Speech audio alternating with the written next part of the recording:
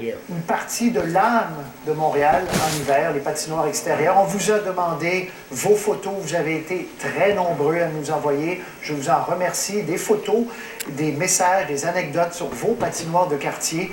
Alors, votre tournée nous a permis de faire notre tournée. T'as vu ça?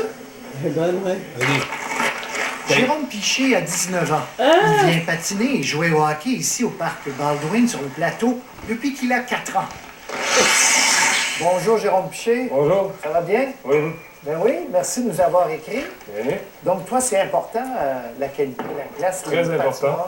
Je dirais, c'est vraiment très important pour moi. Moi qui joue une quarantaine de parties par année ici. Bon, toi, depuis que t'es petit gars, tu joues Tu vois, ils ont coupé. Donc, si tu compares avec quand t'étais petit, c'est mieux, c'est pire? C'est beaucoup mieux. Avant, il y avait des bandes toutes en latte de bois. Maintenant, c'est comme toutes des planches uniformes. Les éclairages aussi sont bien positionnés comparé à d'autres parcs que je suis allé cette année. L'éclairage est juste sur la moitié d'une patinoire.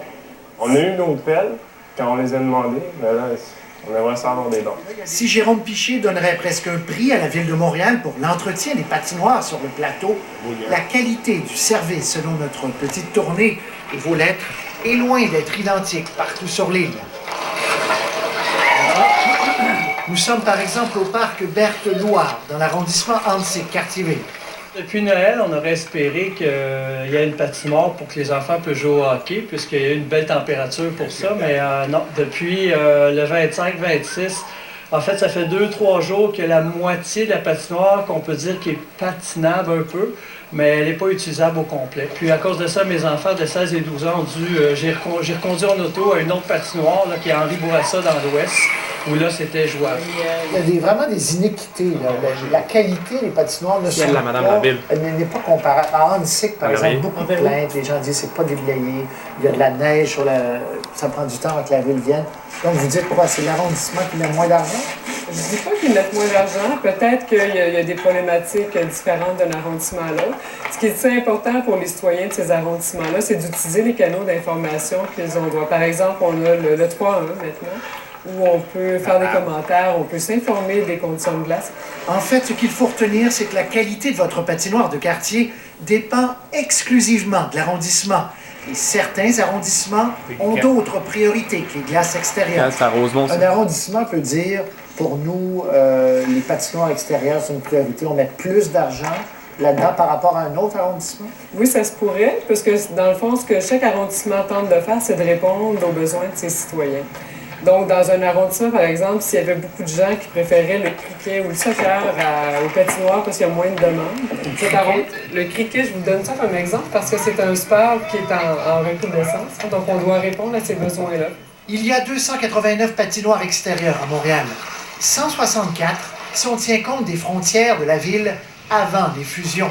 C'est moins qu'avant, moins que les 195 patinoires extérieures que gérait l'ancienne ville de Montréal. En fait, la ville dispose de 17 millions de dollars pour gérer toutes les installations sportives, dont les patinoires extérieures.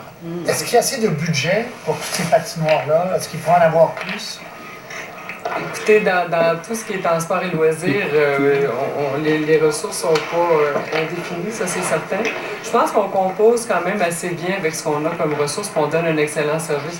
Autre sujet de préoccupation, l'horaire d'ouverture des cabanes.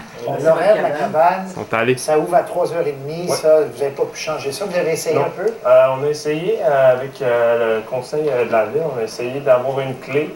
C'est encore en discussion. À Côte-des-Neiges et à Notre-Dame-de-Grâce, Jean-Briand. les chalets, par exemple, ouvrent leurs portes à 15h30 la semaine, 13h seulement le week-end. Si on s'aperçoit que de l'achalandage, on va mettre les services en question. On va avoir des commentaires des citoyens et on va s'ajuster. Est-ce que vous convenez avec moi que 13h un samedi, si on va aller patiner le matin avec nos enfants, c'est un peu froid mettre les patins à l'extérieur? Oui, je conviens. Puis, mais il y en a beaucoup. J'ai fait un tour d'horizon, puis il y en a plusieurs patinoires dans les arrondissements où les chalets ouvrent quand même tôt à 9h. Et pour les grands classiques, le parc La Fontaine, le parc Maisonneuve et le magnifique lac des Castors, peu de plaintes sur la qualité de la glace, mais drôlement des plaintes sur la musique. Il y a 2 lettres vraiment de gens qui ne se connaissent pas, nous ont dit, nous, on n'y va plus parce que c'est de la musique à tue-tête, les postes, on entend au parc Maisonneuve la radio, Il me semble que quand j'étais petit, c'était de la petite musique douce, là, peut-être que je me trompe. Réaction. Ce que je peux vous dire, je vais vous parler du Parc La Fontaine. Nous, on choisit certains postes classiques avec une intensité qui est très faible. On s'ajuste aussi aux remarques des citoyens. Mais les joueurs de hockey, eux, s'en fichent de la musique. On cherche chaque soir la glace qui sera la plus belle, même au prix de jouer à l'extérieur de son quartier. Moi, je viens du quartier Rosemont, je reste à 30e avenue au nord du parc Maisonneuve. Je me déplace toujours ici parce qu'il y a toujours vraiment 3 patinoires, c'est trop de joueurs, on tombe sur la deuxième, c'est trop de joueurs, on tombe sur la troisième, c'est le meilleur endroit au monde avec 3 patinoires, 3 niveaux de calibre, comme je l'ai dit tantôt, c'est pas sur terre. Une chose est certaine, le hockey dehors à Montréal n'a pas son pareil. Difficile de trouver un autre sport où vous pouvez arriver sans prévenir, lancer votre bâton et jouer avec des inconnus. Ici, c'est vraiment ma petite patinoire d'or, je pense. Quand tu étais petit. Ouais. Je te remercie beaucoup Merci de nous avoir surtout écrit. Ça nous fait très plaisir. Merci beaucoup. Bonne saison de hockey. Merci. Au revoir.